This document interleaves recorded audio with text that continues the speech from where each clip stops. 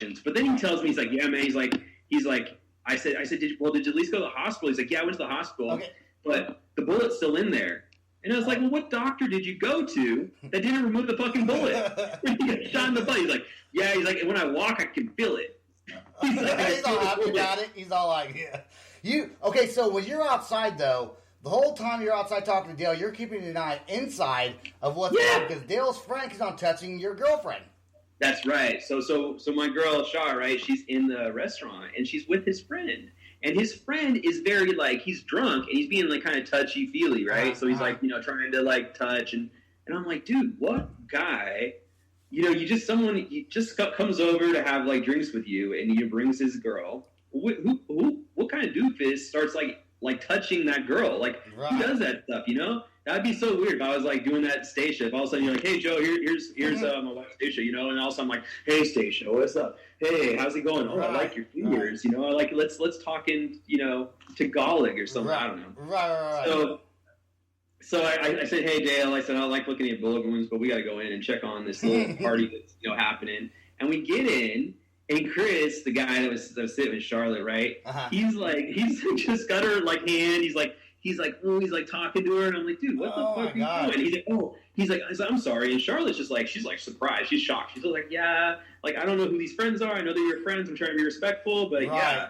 Yeah. And how weird, man. How weird. So weird.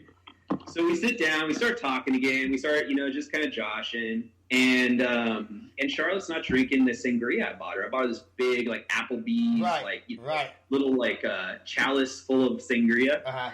And she's not drinking it. So I'm looking at her, and so she texts me. She texts me. She said, hey, Joe, in the text, right? She's not going to say it out loud. She's like, hey, man, or hey, Joe. She said, I can't drink it because this guy just drank out of the drink when you left.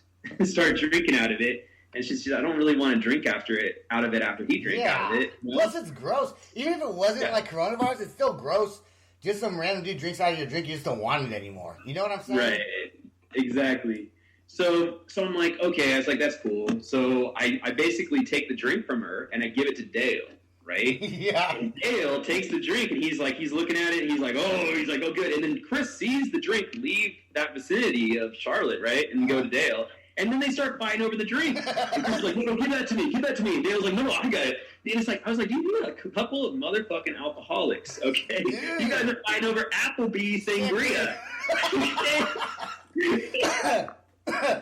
So anyway, oh my God, so I'm kind of thinking about this. I'm like, oh God, this is bad. How do I get out of this situation, And I'm thinking, you know what I'm going to do? So I think, you know what? The best way to solve a problem at Applebee's is with an appetizer.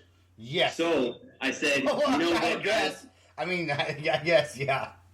So Chris and Dale are starting to fight over the sangria, and I'm like, oh God. So I tell the waiter, I'm like, hey waiter, can you get me like an appetizer? Right? We start plugging it into that little at Applebee's they have that little menu on the side of the table. Were you guys sitting at the bar, or were you sitting at a table?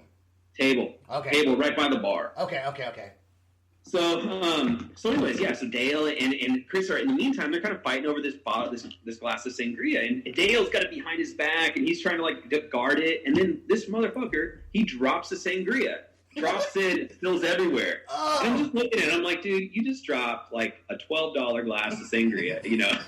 I'm like, what's wrong with you guys? How are they fighting for? Like taking turns trying to like grab it from each other's hands? Yeah, it was like Chris was like, oh, give it to me. And he's reaching across the table, and then Dale's like, no. And then Chris kind of walks around the table, and they start kind of trying to like jostle for it. Oh my like God. almost like standing up, and they're reaching and playing. I don't know. It was kind of weird. It was awkward. They're both drunk, right? Right. And I was like, you guys are just kind of being immature. Like I'm not really like in the mood for this, right?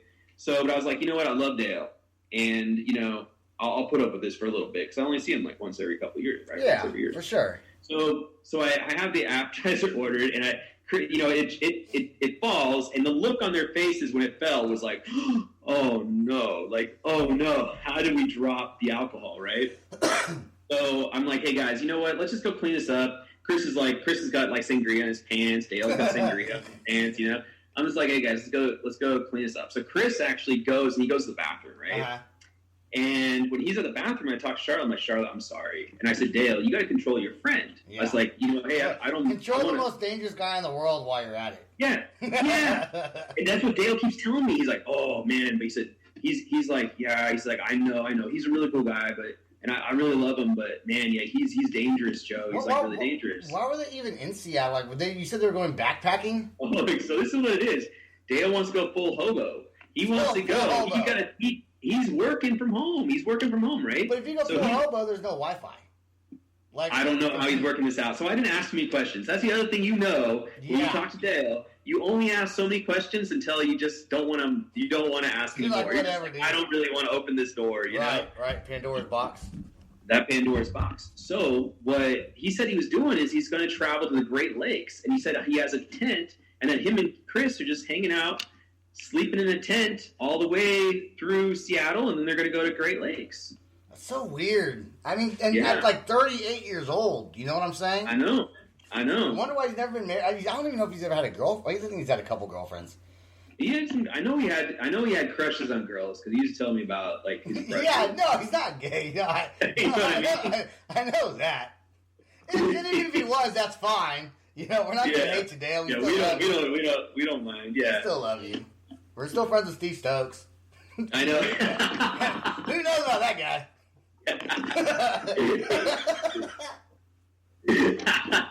So anyway, so I talked to Dale. I'm just like, hey Dale, I was like, just kind of calm your friend down. I said, and we kind of touched base. And Dale actually tells me, he's like, man, it's been. He said, I'm working from home. I'm trying to do this whole remote thing. I get on the computer every day. I work from like 8 to 5. I'm coding. I said, what do you do? He says, I code. It's like, I don't know. That's some generic term for just computer work that he does, right? Right. And then he's like, and I got a tent, and we are just, we decided, just spur of the moment, which is like every Dale decision, right? Right. Spur of the moment, we're going to just travel across the country up to Seattle. With probably no money. He tells me that too. So this is the thing. When I order the appetizer, Dale gives me this look, and he's like, I don't know if we should get an appetizer. And I'm like, I got the appetizer. He's like, well, thanks, man, because, he's like, thanks, dude, because I'm broke. And I was like, you're broke, but you obviously have a vehicle, right? So you got to pay for gas. You have to a place to stay, I guess, when you get to Michigan or where, right? Where they going? Yeah, Michigan, the Great Lakes, right? I mean, so they're just going to set up a tent somewhere and like go full hobo. Okay. So anyway, so go back to you're the appetizers, right? And the food gets there, and you were saying how like they just devoured it, dude, in like seconds. Yeah, man, that was the most voracious. Like when that appetizer hit the table, I immediately, like, I was kind of hungry, right? I grabbed like a piece of chicken, a cheese stick, and a quesadilla. Like, it comes, there's like, it's enough for like 5 people, right? Right. Whatever. Charlotte grabbed a couple chips, right? They like just launched on this appetizer. Like they hadn't eaten in like, a couple days, right? They threw that, like, they attacked that appetizer. And I mean, I was like watching it, and it was like, oh my God, you guys like relax. Like this isn't going anywhere. It's not running away. The Last Supper right here. Not the Last Supper, right? So these guys are just like chomping and munching down on this appetizer, and then all of a sudden it's like Chris gets he's like, hey man, he's like, I want to get another beer, and he tries to order another beer. He's like, another round of drinks, right? Yeah. And the waiter comes up, and the waiter's like, well, you know what? I can get these 2 people. He points to Charlotte and me, right? Right. Another. Oh, he said, I can't serve you. You guys are done.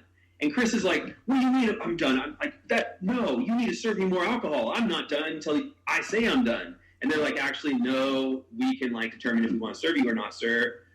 Please, like, control yourselves, and Yeah. And then he says, no, I'm not drunk. And the waiter also says, you just walked into the kitchen like 2 minutes ago. You walked into the kitchen? And you thought you were in the bathroom. We should have put you out like 5 minutes ago.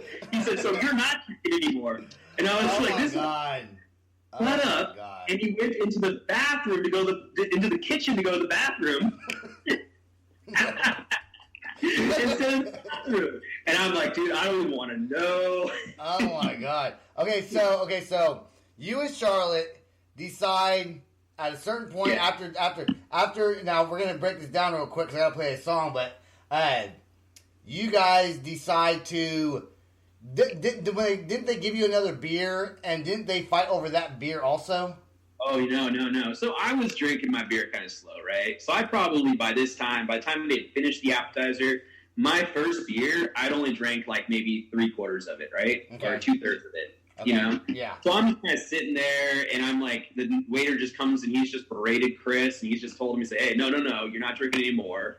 You know, we should have kicked you out. You just walked into our kitchen. You can't do that, right? And then Dale's just kind of sitting there like, oh, you're so bad. You're so bad. He's like, and Dale starts telling Chris, he's like, oh, I want to fight you, Chris. I can't wait to fight you. I'm going to beat you. I'm going to wrestle you. You've been so bad. And I'm like, what are you talking about, Dale? God damn it, this is so weird. Like, just the noise that comes in. And then, so Chris is like, saying, like, he's like, hey, man, he's like, I still need to have a drink. He's really upset. And then the waiter, you know, the manager comes. The manager tells Chris to calm down. And then I'm like, okay. I start trying to, like, calm down. I'm trying to have a conversation. Right. And then when the waiter and manager leave, right, Chris reaches across the table and grabs my beer. And he starts drinking my beer. And I'm like...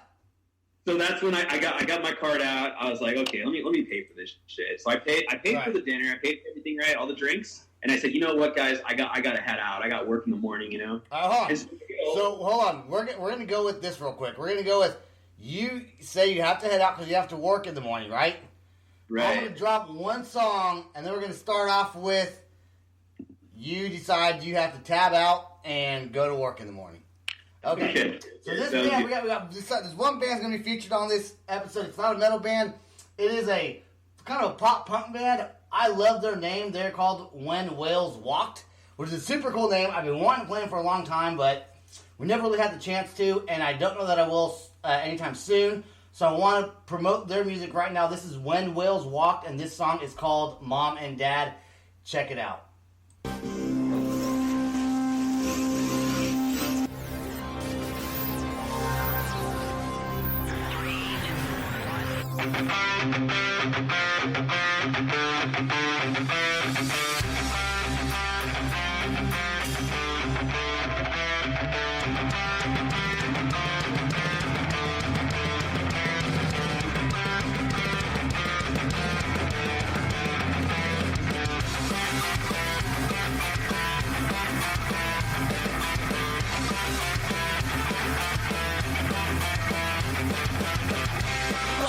Going pretty sour.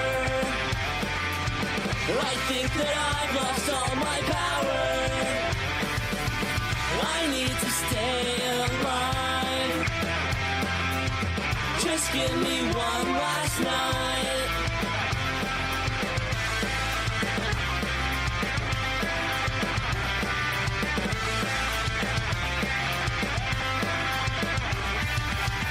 I'm sorry, Mom and Dad. I know this isn't what you had in mind for me.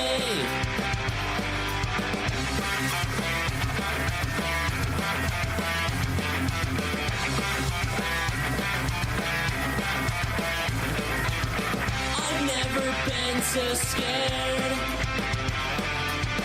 I feel so unprepared. Growing up and losing all my fights. I lay it on the line tonight.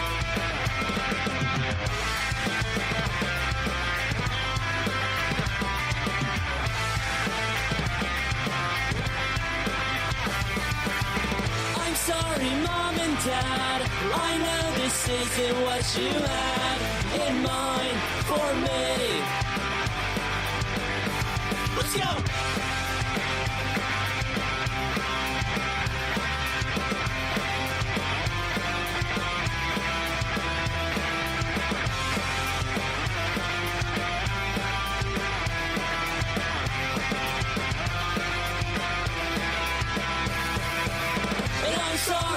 So sorry, Mom. And I'm sorry, so sorry, Dad. I'm sorry, Mom and Dad. I know this isn't what you had in mind for me.